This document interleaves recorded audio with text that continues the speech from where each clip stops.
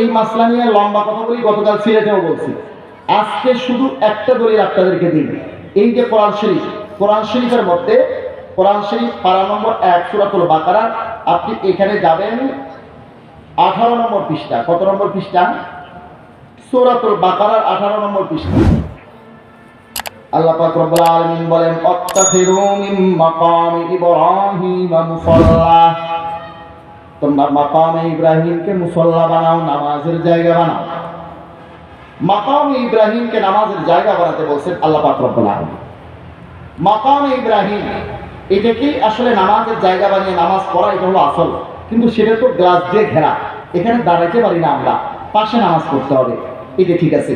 এখন রইল মাকামে ইব্রাহিমকে মুসাল্লা বানাইতে বলছেন আল্লাহ তাআলা, যেটা কোরআনের নির্দেশ আছে সূরাতুল বাকারার মধ্যে আপনি 1 নম্বর পারার 18 নম্বর পৃষ্ঠায় পাবেন, ওয়াত্তাখিযু মিন মাকামি ইব্রাহিম মুসাল্লা। এখন আপনি যাইয়া দেখেন ইব্রাহিম আলাইহিস সালামের মাকামে ইব্রাহিম, তার যে 2 পা, এই 2 পায়ের মাঝখানে ডিসটেন্স কি 2.5-3 ফিট নাকি স্বাভাবিক? 2.5-3 ফিট নাকি স্বাভাবিক? ওদেরকে বলেন তোমরা যাইয়া দেখো মাকামে ইব্রাহিমের মধ্যে ইব্রাহিম আলাইহিস সালামের মাকামে ইব্রাহিমকে মুসাল্লা বানাইতে বলছেন আল্লাহ তাআলা, এখানে দাঁড়িয়ে নামাজ পড়তে বলছেন। এটা হলো মায়াত, এটা হলো মানদণ্ড। এখন আসো, এর সাথে যদি তোমাদের নামাজ মেলে, তোমার নামাজ কোরআন দ্বারা প্রমাণিত, যদি আমার নামাজ মেলে, আমার নামাজ কোরআন দ্বারা প্রমাণিত। এটার উপরে হাদিসের দলিল আছে। বুঝবেন না যে হাদিসের দলিল নাই, লম্বা আলোচনা আছে, কাজে আজকে বাকি লম্বা আলোচনা আমি বলবো না। অন্য কোনো সময় আসলে এর উপরে অন্ততপক্ষে 15-20 মিনিট বলতে হবে, বিভিন্ন হাদিস থেকে রেফারেন্স দিয়া। তারা একটা হাদিসের প্রাসঙ্গিক আলোচনার থেকে ভুল বুঝে আঙ্গুলের উপর আঙ্গুল তুলে দিয়া পায়ের সাথে পা লাগায় দেওয়ার মতো যে আমলটা করে, খুশু বিধ্বংসী আমল, নামাজের রূপ যেটা খুশু এটাই নষ্ট করে দেয়। এটা একবারে সম্পূর্ণ হাদিস বিরোধী আমল। 2.5-3 ফিট পা ছড়িয়ে নামাজ পড়ার কথা কোনো হাদিসে নেই, আঙ্গুলের উপর আঙ্গুল তুলে দেওয়ার কথা কোনো হাদিসে নেই, যেটা তারা করে। বন্ধুরা আমার, এটা বিস্তারিত দলিল ইনশাআল্লাহ অন্য কোনো সময় বলবো। আমি আর যেই মাসলাটা বলতে চাচ্ছি দলিল দিয়া, এটা হলো হাত বাঁধা। নামাজের প্রথম মাসলা হলো হাত বাঁধা। এখান থেকে সিরিয়াল শুরু। সূরা ফাতিহা তো একটু পরে, এরপরে আপনি আমিন বলার সিরিয়াল আরেকটু পরে, রফুল ইয়াদাইন বারবার হাত তোলার সিরিয়াল আরেকটু পরে। হাতটা বাঁধবো কোথায়? বুকের উপরে না নাভির নিচে?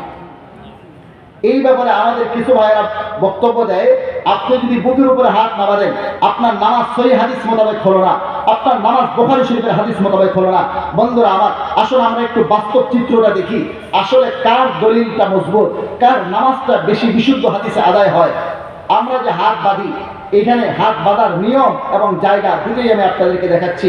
হাত আমরা বাঁধার সময় ডান হাত বাম হাতের উপর রাখি, কথা ঠিক আছে?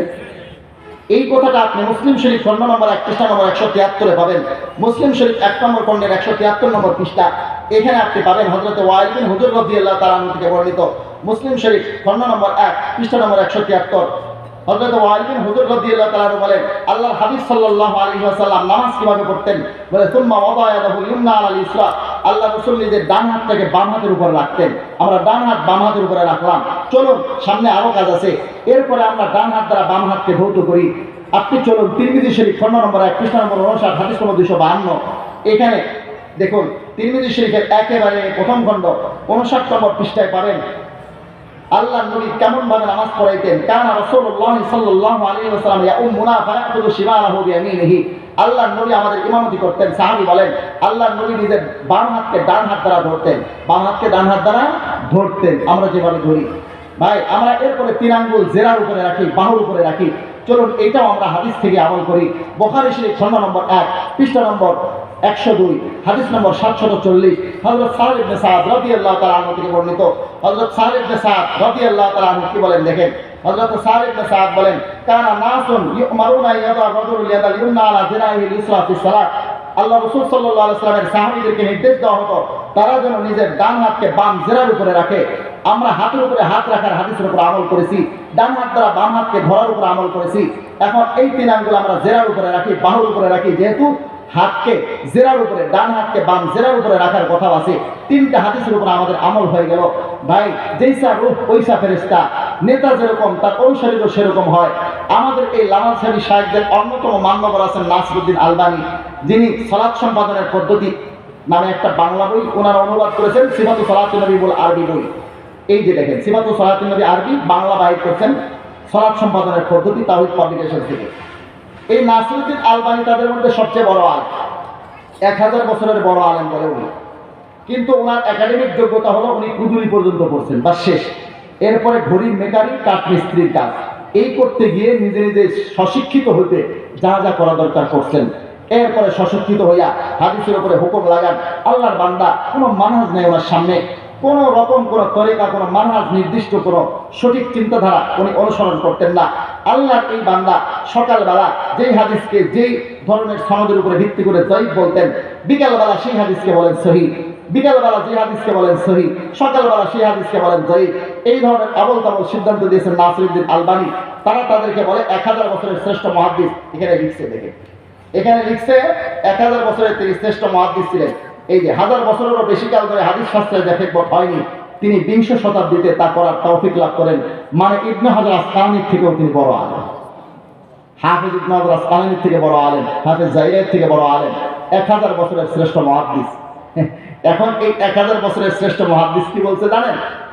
ডান হাতের উপরে বাম হাত রাখা, এটাও হাদিসে আছে। ডান হাত দ্বারা বাম হাত ধরা, এটাও হাদিসে আছে। জেরার উপরে হাত রাখা, এটাও হাদিসে আছে। কিন্তু 3টা হাদিস মিলে যে একত্রে আমল করে হানাফিরা, এটা বেদাত। আচ্ছা বলেন তো দেখি, 3টা কথা যখন হাদিসে থাকবে, এই 3টা কথা একসঙ্গে আমল করতে গেলে বেদাত কোন আক্কেলে হয়? কত বড় জাহেল হলে এই ধরনের কথা বলতে পারে? ঠিক আছে, আমি এবার 3 কথাকে এক হাদিস থেকে দেখাচ্ছি। চলুন, নাসাই শরীফ খণ্ড নম্বর 1 পৃষ্ঠা নম্বর 141, হাদিস নম্বর 888। নাসাই শরীফ 1 নম্বর খণ্ডে 141 নম্বর পৃষ্ঠা 888 নম্বর হাদিসে এখানে হযরত ওয়াইল বিন হুজর রাদিয়াল্লাহু তাআলার একটি হাদিস আছে। তিনি বলেন, আল্লাহ রাসূল সাল্লাল্লাহু আলাইহি ওয়াসাল্লামের নামাজ দেখার জন্য আমি একদিন মনে মনে বললাম, কুলতু লা আনজুরান্না ইলা সালাতি রাসূলিল্লাহি সাল্লাল্লাহু আলাইহি ওয়াসাল্লাম কাইফা ইসাল্লি।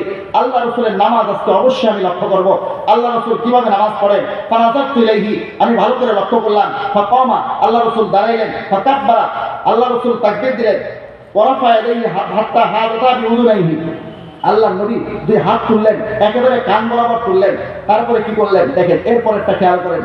তুম্মা ওয়াদায়াদাহু ইয়ুমনা আলা কাফি ইউসরা, এরপরে আল্লাহ রাসূল নিজের ডান হাতকে বাম হাতের তালুর পিঠের উপরে, ওয়ার রুসলি এবং কবজির উপরে, ওয়াস সাইদি এবং বাহুর উপরে রাখলেন। ওই 3টা কথা একসঙ্গে, যেই 3টা আলাদা আসছিল এখানে একসঙ্গে আসলো। আল্লাহ নবী ডান হাতকে বাম কবজির উপরে, বাম হাতের তালুর পিঠের উপরে, কবজি এবং বাহুর উপরে রাখলেন। ঠিক আমরা যেভাবে নামাজ পড়ি ঠিক সেভাবে। বন্ধুরা আমার, হাত বাঁধার এই নিয়ম আমাদেরটা আমি দেখাইলাম। ওদেরকে বলেন বুকের উপরে যে হাত বাঁধে, এই পদ্ধতিটা কি হবে? এর পদ্ধতি তারা বলতে পারবে না, কারণ তারা 7 জন যদি বুকের উপরে হাত বাঁধে, 7 জনে 7 রকম বাঁধে।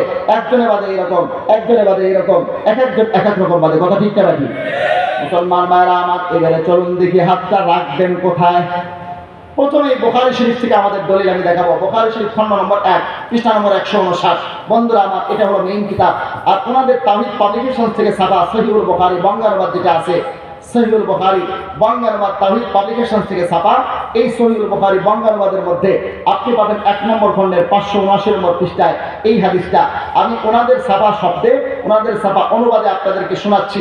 চলুন, 579 নম্বর পৃষ্ঠা প্রথম খণ্ড, তারা এই হাদিস শরীফটা উল্লেখ করেছে। ووضع علي رضي الله عنه كفه على رسغه الايسر, আলী রাদিয়াল্লাহু আনহু সালাতে সাধারণত তার ডান হাতের পাঞ্জা বাম হাতের কবজির উপর রাখতেন। ডান হাতের পাঞ্জা বাম হাতের কবজির উপরে রাখেন, রেখে ছেড়ে দেন। দেখেন কোথায় যাবে? মাথার উপর। কই যাবে? নাভির নিচে। এটা হযরত আলী রাদিয়াল্লাহু তাআলা আনহুর হাদিস থেকে বোঝা যায়, যেটা বুখারী শরীফের মধ্যে আছে। আরো যদি পরিষ্কার দেখতে চান, বুখারী শরীফের এই হাদিসের আরো অজাহাত আসবে। ইমাম বুখারী রাহমাতুল্লাহ ওস্তাদের কিতাব মুসনাদে আহমদ খণ্ড নম্বর 2 পৃষ্ঠা নম্বর 222, হাদিস নম্বর 875 শোয়েব আরনাউত রাহমাতুল্লাহ তাহকিক সহ এই কিতাবটা ছেপে এসেছে। ইমাম আহমদ ইবনে হাম্বল রাহমাতুল্লাহ লেখা। এটা হলো আপনার দ্বিতীয় খণ্ড 222 নম্বর পৃষ্ঠা আর 875 নম্বর হাদিস। আর আলী রাদিয়াল্লাহু আনহু قال, মনে রাখবেন তাদের দাদা হুজুর ইবনুল কাইয়িম রাহমাতুল্লাহ আলাইহি এই হাদিসকে সহিহ বলে গেছেন। ইন্না মিনাস সুন্নাতি সালাতি ওয়া যালাতু আলা রাকু তাহতা সুরাতি, নিশ্চয় নামাজের মধ্যে সুন্নাত হলো এক হাতের তালু আর এক হাতের তালু পিঠের উপরে রাখা। তাহতা সুরাতি, তাহতা মানে নিচে, সুররা মানে নাভি, তাহতা সুরাতি মানে হলো নাভির নিচে। কোন জায়গায়? তাইলে নাভির নিচে হাত বাঁধার হাদিস আছে না নাই? আমরা যেভাবে হাত বাঁধি সেটা আছে না নাই? আরো একটা কিতাব দেখাবো, মুসান্নাফ ইবনে আবি শাইবা। এটা হলো ইমাম বুখারী রাহমাতুল্লাহ আলাইহির একজন ওস্তাদের লেখা। ইমাম বুখারী রাহমাতুল্লাহ আলাইহি তিনি ওস্তাদ, ইমাম মুসলিমের ওস্তাদ, ইমাম নাসাইর ওস্তাদ, সিহাহের তার অধিকাংশ লেখকদের ওস্তাদ, ইমাম আবু বকর ইবনে আবি শাইবা যার জন্ম 159 হিজরিতে ইন্তেকাল 235 হিজরিতে, ইমাম বুখারী রাহমাতুল্লাহ জন্ম 194 হিজরিতে ইন্তেকাল 256 হিজরিতে। এই মুসান্নাফ ইবনে আবি শাইবা 3 নম্বর খণ্ডে 320 নম্বর পৃষ্ঠা 3959 নম্বর হাদিসে আপনি পাবেন হযরত ওয়াইল বিন হুজুর বলেন, রাআইতুন নাবিয়্যা সাল্লাল্লাহু আলাইহি ওয়াসাল্লাম, আমি আল্লাহর নবীকে দেখেছি, ওয়াজা ইয়ামিনাহু আলা শিমালি ফিস সালাতি তাতা সুরতি, আল্লাহর নবী নিজের ডান হাতকে বাম হাতের উপর রেখেছেন ফিস সালাতি নামাজের মধ্যে, তাহতা সুরতি, তাহতা মানে নিচে, সুররা মানে নাভি, তাহতা সুরতি মানে নাভির নিচে। আমরা যেভাবে হাত বাঁধি, যেখানে বাঁধি স্পষ্ট সহিহ হাদিসে আছে না নাই? এটা মুসান্নাফ ইবনে আবি শাইবার যে হাদিস তার মধ্যে কোনো দুর্বল রাবি নাই। বন্ধুরা আমার, মাসাইল আহমদ ইসহাকের মধ্যে ইমাম ইসহাক রাহমাতুল্লাহ আলাইহি, যিনি ইমাম বুখারীর ওই ওস্তাদ যার পরামর্শে ইমাম বুখারী রাহমাতুল্লাহ বুখারী শরীফ লিখেছেন, তিনি বলেছেন তাহাতা সুররা, নাভির নিচে হাত বাঁধার আমলটা আকওয়া ফিল হাদিস, হাদিসের দিক থেকেও মজবুত, ওয়া আকরাবু ইলা তাওয়াদু, আর বিনয় প্রকাশের বেশি উপযুক্ত। আমার যে সমস্ত বন্ধুরা বর্তমানে তাদের বাপদাদাদের পড়া নামাজ যেটা বিশুদ্ধ দলিল আদায় হতো সেটা বাদ দিয়ে নতুন তরদের নামাজ শুরু করেছেন, টুপি টাপি সারা নামাজ পড়ে, ঠ্যাং ঠুং অস্বাভাবিক ছড়াইয়া বুকের উপরে হাত বেঁধে এইভাবে নামাজ পড়ে। আমি বলি, তুমি এইভাবে কি তোমার ওস্তাদের সামনে দাঁড়াইতে পারবা? তোমার মুরব্বির সামনে ঠ্যাং ঠুং ছড়াইয়া বুকের উপরে হাত বেঁধিয়া এরকম দাঁড়াইতে পারবা? তাইলে বোঝা যায় এটা বিনয়ের দাঁড়ানো না। যেইভাবে তোমার ওস্তাদের সামনে, মুরব্বির সামনে তুমি দাঁড়াইতে পারো না, তোমার রবের সামনে তুমি কেমনে দাঁড়াও? এই জন্য আমরা যেহেতু নাভির নিচে হাত বাঁধার এই আমলটা দলিলের দিক থেকেও মজবুত পাই, বিনয় প্রকাশের বেশি উপযুক্ত পাই, এজন্য আমরা এটাকে গ্রহণ করেছি, আমরা এটাকে অগ্রাধিকার দেই। আমাদের নামাজ মজবুত দলিলের দ্বারা, সহিহ হাদিসের দ্বারা, বুখারী শরীফের হাদিসের দ্বারা প্রমাণিত হলো নাকি হলো না? মুসলমান ভাইরা আমার, পক্ষান্তরে তাদের হাদিসটা কোথায় সেটাও আমরা একটু দেখি। তাদের হাদিস বুখারী শরীফে নাই, বুখারী শরীফের বাইরে বুকের উপরে হাত বাঁধার হাদিস বুখারী শরীফ বাদ দিয়েও আরো যত হাদিসের কিতাব আছে, কোন কিতাবের মধ্যে সহিহ সনদে, এমন সনদে যেই সনদের মধ্যে কোনো দুর্বল বর্ণনাকারী নেই, এরকম কোন একটা সনদে বুকের উপরে হাত বাঁধার কোনো হাদিস নাই। বুকের উপরে হাত বাঁধার সবচেয়ে মজবুত হাদিসটা আছে ইবনে খুজাইমা শরীফে 1 নম্বর খণ্ডে 207 নম্বর পৃষ্ঠা 479 নম্বর হাদিসে। এই 2 থেকে 4 মিনিট এর মধ্যে ইনশাআল্লাহ আমি আলোচনা শেষ করব। একটু সকলের দোয়া নিয়ে যাবেন। দেখেন সহিহ ইবনে খুজাইমা শরীফ, এই কিতাবটা আমি কথা শুরু করে ফেলছি তো, আর মাঝখানে তো রাখতে পারতেছি না। এখন ওদের দলিল না দেখাইলে বলবে আমাদের দলিল দেখাই নাই। ইবনে খুজাইমা শরীফ আমার হাতে, এই ইবনে খুজাইমা শরীফের 1 নম্বর খণ্ড অরিজিনাল নুসখা, বাইরুতের নুসখা এটা। আপনি আসেন 207 নম্বর পৃষ্ঠা প্রথম খণ্ডে 479 নম্বর হাদিস। এখানে আছে হযরত ওয়াইল বিন হুজুর রাদিয়াল্লাহু তাআলা আনহু থেকে বর্ণিত, সাল্লাল্লাহু মা রাসূলিল্লাহ সাল্লাল্লাহু আলাইহি ওয়াসাল্লাম, আমি আল্লাহ রাসূলের সঙ্গে নামাজ পড়েছি, ওয়া ওয়াদা ইয়াদাহুল ইয়ুমনা আলা ইয়াদিল ইসরা আলা সাদরিহি, আল্লাহ রাসূল নিজের ডান হাতকে বাম হাতের উপর রেখেছেন, আলা সাদরিহি বুকের উপর। এই যে বুকের উপরের হাদিস পাওয়া গেল নাকি গেল না? আছে হাদিস। আমাদের কিছু ভাইরা একটু বাড়াইয়া বলেন বুকের উপরে হাত বাঁধার কোনো হাদিস নাই। এটা ঠিক না। বুকের উপরে হাত বাঁধার হাদিস আছে, তবে বুখারী শরীফে নাই। বুকের উপরে হাত বাঁধার হাদিস আছে, তবে কোনো সহিহ হাদিস। এখন আপনারা বলতে পারেন এটাই যে তাদের কাছে সবচেয়ে মজবুত, এর চেয়ে মজবুত দলিল তো তাদের কাছে থাকতে পারে না। ভাই, আমি তাদের কথা থেকেই দলিল দিচ্ছি। জাল হাদিসের কবলে রাসূলের সালাত, একটা বই শায়েখ মুজাফফর বিন মুহসিন ভাই লিখেছেন। আমার এই লামাসাবি বন্ধুটি জাল হাদিসের কবলে রাসূলের সালাত বই লিখেছেন, ভেতরে জালিয়াতিতে ভর্তি। এগুলো তো এখন দেখানোর সময় নেই। আপনি 223 নম্বর পৃষ্ঠায় যান, এর 223 নম্বর পৃষ্ঠায় তিনি লিখতেছেন হাত বাঁধা সম্পর্কে সহিহ ইবনে খুজাইমাতে ওয়াইল বিন হুজুর রাদিয়াল্লাহু তাআলার বর্ণিত হাদিসের চেয়ে বিশুদ্ধ কোনো হাদিস আর নাই। মানে তাদের ঝুলিতে এই ইবনে খুজাইমা শরীফ, এই কিতাবের হাদিসের চেয়ে বিশুদ্ধ আর কোনো হাদিস আর তাদের কাছে নাই। সেটা তারা নিজেরাই তো লিখে দিয়েছেন। বন্ধুরা আমার, এবারে আসুন, তাদের কাছে সবচেয়ে মজবুত যে দলিলটা আছে বুকের উপরে হাত বাঁধা, সেই হাদিসটা কতটা দুর্বল আমি সেটা আপনাদেরকে এখন একেবারে দলিল প্রমাণ দিয়ে দেখিয়ে দিব। আমি মুখস্থ বলবো না, আমার লামাসাবি বন্ধুদের মতো জবাব দেব না। তারা চোখ বুঝে হানাফিদের দলিল দেখলেই জাল যায়িফ, জাল যায়িফ, জাল যায়িফ, সহিহ হলেও জাল, নিজেদের দলিল জাল হলেও সহিহ। ওনাদের এসব কাণ্ড কারখানা দেখে আমার শেখ সাদি রহমতুল্লাহ একটা গল্প মনে করে। শেখ সাদি রহমতুল্লাহ একবার শিক্ষা সফরে জায়গা দেখেন ওনারা দোস্ত ছাগলের চোখে সবুজ রঙের চশমা পরে দিয়েছে। বলে দোস্ত ছাগলের চোখে সবুজ রঙের চশমা, ছাগলকে কি কেউ চশমা পরায়? তুমি আর কাজ পাওনি? বলে ভাই অনাবৃষ্টির কারণে ঘাস সব শুকিয়ে গেছে, ছাগলে আর খায় না, এর হাড্ডির মগজ শুদ্ধ শুকায়া যায়। এজন্য আমি অভিনব পন্থা আবিষ্কার করেছি, ছাগলের চোখে সবুজ রঙের চশমা পরিয়ে দিয়েছি। এখন সব শুকনা ঘাসগুলো তাজা ঘাস মনে করে খাচ্ছে, রীতিমতো হৃষ্টপুষ্ট হচ্ছে, মোটা তাজা হচ্ছে, লাভ তো হচ্ছে। আমাদের লামানসাবি বন্ধুদের অবস্থা হয়েছে শেখ সাদি রহমতুল্লাহ ছাগলের মতো। এই শায়েখরা, তাদের পাবলিক না, শায়েখরা যখন তারা নিজেদের দলিল দেখেন, সহিহ বুখারীর চশমা পরে নেন, সব সহিহ বুখারী সহিহ বুখারী সহিহ বুখারী, জাল হলেও শুনে। আর আমাদের হাদিস যখন দেখেন তখন হানাফিদের দলিল দেখার সময় জাল জয়ীফের চশমা পরে নেন, আমাদেরটা দেখার সময় জাল জয়ীফ, সব জাল জয়ীফ দেখা যায়, নিজেদেরটা দেখার সময় সহিহ বুখারী, সব সহিহ বুখারী দেখা যায়। আমি তাদের মতো করবো না, আমি দেখাচ্ছি এই হাদিস দুর্বল কেন। মনে রাখবেন আল্লাহ রসুলের কথা হিসেবে কোনো হাদিস দুর্বল হতে পারে না। হাদিস দুর্বল হয় কখন? বুঝেন হাদিস জয়ীফ কখন হয়। আপনি আজকে মাহফিলে আসছেন, হুজুর একটা কথা বলছেন, আপনি কালকে দৃঢ় চিত্তে বলতে পারবেন আমি নিজে কানে হুজুর থেকে কথাটি শুনেছি, কথা ঠিক কিনা? আপনি মাহফিলে আসেননি, আপনি এক চিট থেকে শুনবেন, সে এক বাটপার থেকে বাটপার, এক টাউট থেকে। চিট বাটপার টাউট তিনজনের মাধ্যমে যে কথাটি আপনার কাছে পৌঁছবে তার কোনো ভ্যালু থাকবে, গুরুত্ব থাকবে? থাকবে না। হুজুর দুর্বল কথা বলছেন না মাধ্যম দুর্বল হওয়ার কারণে? মাধ্যম দুর্বল হওয়ার কারণে। আল্লাহ নবীর হাদিস জয়ীফ হয় যদি মাঝখানে সনদে দুর্বল দাবি থাকে। এখানে সনদের মধ্যে দুর্বল বর্ণনাকারী রয়েছেন মুআম্মাল, যার পূর্ণ নাম মুআম্মাল বিন ইসমাইল। উনি যে দুর্বল এই কথাটা যদি আমার কাছে আসমাউ রিজালের যে কিতাবগুলো সবসময় থাকে, তাকরিবুত তাহজিব, তাহজিবুত তাহজিব, সিয়ারু আলামিন ওয়ালা, মিজানুল ইতিদাল, লিসানুল মিজান, এই কিতাবগুলো থেকে যদি আমি দেখাই তাহলে ওনারা বলবেন তারাও তো কোনো না কোনো মাযহাব মানত। এজন্য তাদের সবচেয়ে মান্যবর নাসিরউদ্দিন আলবানী রাহিমাহুল্লাহ।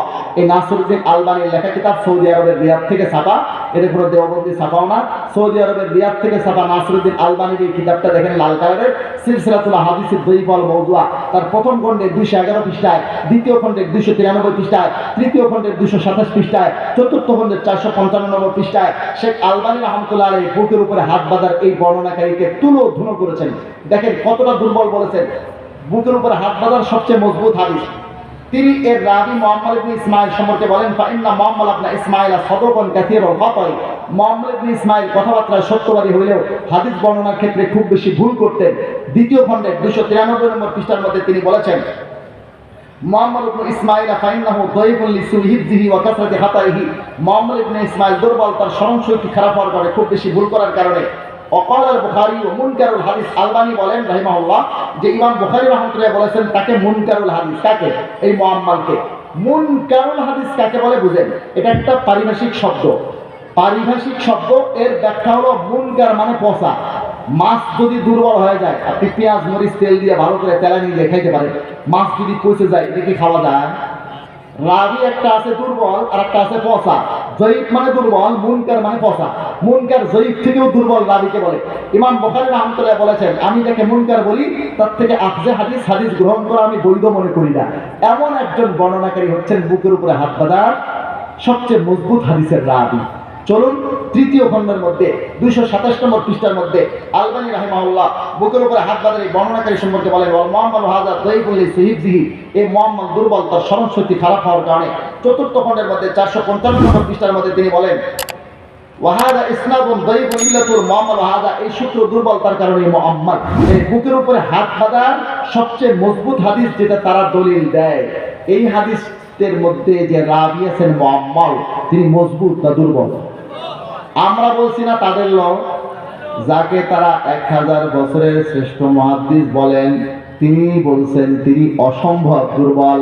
এই অসম্ভব দুর্বল বর্ণনাকারীর বর্ণিত হাদিসটা এটা কি সহিহ না দুর্বল? বুকের উপরে হাত বাঁধার সবচেয়ে মজবুত হাদিসটার এই দশা, বাকিগুলোর অবস্থা সহজেই অনুমান করা যায়। এক লোকের বলে 10টা ছেলে ছিল, তার মধ্যে যেটা সবচেয়ে ভালো সেটা তুলে বলে সবচেয়ে ভালো। এটা যখন পেশাব লাগতো গাছের মাথায় উঠে মানুষের মাথায় পেশাব। কোনটা এটা? 10 ছেলের মধ্যে সবচেয়ে ভালোটা। বাকিগুলোর কথা সহজেই অনুমান করা যায়। বন্ধুরা আমার, বুকের উপরে হাত বাঁধার মাসলাটা তাদের এই অবস্থা হওয়ার পরেও আমরা জানি দুর্বল মানুষ হইলে সে মানুষই থাকে, ভেড়া ছাগল হয়ে যায় না। কাজে এই দুর্বল হাদিসের উপর আমল করে পুরুষ হইয়া নারীদের মতো যে পুরুষরা নামাজ পড়ে, আমরা তারপরেও তাদেরকে বলি না তোমাদের নামাজ হয় না। কোনো হানাফি আলেম কোনোদিন বলছেন? বলেন নাই। ওদের নামাজ হয় না আমরা কোনোদিন বলিনি। আমরা বলি তাদের নামাজও হয়, তবে আমাদের নামাজও হয়, তাদের চেয়ে আমাদের নামাজটা আরো বেশি মজবুত দলিল আদায় হয়। কিন্তু আমরা কোনোদিন সহি সহি বলে চিল্লাই না। কারণ কি? আমি আগেই বলছি, কারণ আমরা ডিমের ব্যাপারই না। মুরগি ডিম দিয়ে চিল্লায়, কিন্তু ঝিনুক মুক্তা জন্ম দিয়ে চিল্লায় না। ইমাম আবু হানিফা রাহমাতুল্লাহ আলাইহি সবচেয়ে বড় মুজতাহিদ ছিলেন। এই উম্মতকে ইজতিহাদের রাস্তা, কোরআন হাদিস থেকে গবেষণা করে মাসলা বের করতে হয় কেমনে, মূল নীতি লিখে গেছেন, শিখিয়ে গেছেন ইমাম আবু হানিফা রাহমাতুল্লাহ আলাইহি। আকীদার প্রথম কিতাব লিখেছেন ইমাম আবু হানিফা রাহমাতুল্লাহ আলাইহি, ফিকহুল আকবার। হাদিসের প্রথম কিতাব লিখেছেন কিতাবুল আসার, ইমাম আবু হানিফা রাহমাতুল্লাহ আলাইহি। এটাকে অনুসরণ করে ইমাম মালিক রাহমাতুল্লাহ মুওয়াত্তা লিখেছেন। হাদিসের প্রথম কিতাবের লেখক ইমাম আবু হানিফা রাহমাতুল্লাহ আলাইহি। চলুন এরপরে আকায়েদের প্রথম কিতাবের লেখক, আকীদার প্রথম কিতাবের লেখক ইমাম আবু হানিফা রাহমাতুল্লাহ আলাইহি। ফিকহের ব্যাপারে ইমাম শাফি রাহমাতুল্লাহ নিজেই বলেছেন, ফাইন্নান নাস ফি ফিকহিন ইয়ালুন আলা ফিকহিল ইমাম আবি হানিফা। ফিকহি গবেষণা, কোরআন হাদিস থেকে মাসলা কিভাবে বের করতে হয়, এই বিষয়টাতে কিয়ামত পর্যন্ত সমস্ত মানুষ ইমাম আবু হানিফার ফিকহের দিকে মুখাপেক্ষী থাকবে। কারণ কোরআন হাদিস থেকে গবেষণা করার মূল নীতিটা আবিষ্কার করেছেন কে? ইমাম আবু হানিফা রাহমাতুল্লাহ আলাইহি। বন্ধুরা আমার, আমি বলতেছিলাম আমাদের দেশে ইসলাম পালন করা হয় কয় পদ্ধতিতে? 3 পদ্ধতিতে। একটা হলো মুফরিদিন, যারা বাড়াইয়া আল্লাহ নবীর আদর্শ, সাহাবায়ে কেরামের আদর্শের উপরে আরো কিছু বাড়াইয়া আমল করেন। আবার কিছু আছে মুফাররিদিন, তারা বাদ দিতে মাইনাস ফর্মুলাতে গিয়ে ইসলাম পালন করে। এইটা বাদ বাদ দিতে এখন তারা এমন একটা পরিস্থিতি নিছে, কালেমার অর্ধেকটা তারা এখন বাদ দিয়ে দিচ্ছে। আল্লাহর জিকিরকে পর্যন্ত তারা বিদআত বলে। এই মাইনাসের সিলসিলা এখনো শোনাইয়া শেষ হয়নি। এটা ইনশাআল্লাহ আগামীতে কোনো সময় বলবো। আকীদার ক্ষেত্রে তাদের অবস্থান কি, আমলের ক্ষেত্রে তাদের অবস্থান কি, এটা মনে রাখবেন। তাদের চেয়ে মজবুত আকীদা আমাদের, তাদের চেয়ে মজবুত নামাজ আমাদের। কেউ বললো আপনাকে কানে কাকে নিয়ে গেছে, চিলে নিয়ে গেছে, চিল আর কাকের পিছনে দৌড়াবেন না, একবার কানে হাত দিয়ে দেখবেন। মুসলমান ভাইরা আমার, এখন এই বর্ধিত করে যারা ইসলাম পালন করে, ছাঁটাই করে যারা ইসলাম পালন করে, সংযোজন বিয়োজন মুক্ত ইসলাম পালন করতে হবে। এই দলের নাম মুতাদিলিন, আর এই দলের নাম হলো আহলে সুন্নাত ওয়াল জামাত। আর এর বাস্তব নমুনা যদি দেখতে চান, তাহলে আপনি দেখতে হবে গোড়াই ইউনিয়ন ইমাম ওলামা পরিষদকে। এখানে যারা থাকেন তারা সহি আকীদা আমল লালন করেন এবং এই বাড়াবাড়ি সারাসারি মুক্ত আহলুস সুন্নাহ ওয়াল জামাত সঠিক আকীদা আমলের উপরে চলতে চেষ্টা করেন। এই ওলামা পরিষদের সাথে আমরা আছি তো ইনশাআল্লাহ। আজকে পর্যন্তই আমি একটা হাদিস পড়ছিলাম, বুখারী শরীফের 1 নম্বর খণ্ডের 6 নম্বর পৃষ্ঠার 8 নম্বর হাদিস, কিতাবুল ঈমানের প্রথম হাদিস। এবং এর সম্পর্কে আরো যে কথাগুলো আছে এগুলো ইনশাআল্লাহ অন্য কোনো বৈঠকে যদি আল্লাহ পাক রব্বুল আলামিন তৌফিক দেন, এবং যে আয়াত আমি পড়েছি সূরাতুল ফাতিহার 5-6 নম্বর আয়াত, এর ব্যাখ্যাও ইনশাআল্লাহ আল্লাহ পাক রব্বুল আলামিন যদি তৌফিক দেন অন্য কোনো বৈঠকে। আল্লাহ পাক রব্বুল আলামিন আমাদেরকে কোরআন সুন্নাহর সহি কথাগুলোকে সহিভাবে বুঝবার, শুনবার, আমল করার তৌফিক দান করেন। আহলুস সুন্নাহ ওয়াল জামাত সহি আকীদা আমলের উপরে, সিরাতুল মুস্তাকিমের উপর আমাদেরকে প্রতিষ্ঠিত থাকবার তৌফিক নসিব করেন। হকের কথা বলবার, হকের কথা শুনবার, হকের উপরে চলবার, মওত পর্যন্ত হকের উপরে অটল থাকবার তৌফিক আল্লাহ পাক রব্বুল আলামিন আমাদের সকলকে দান করেন।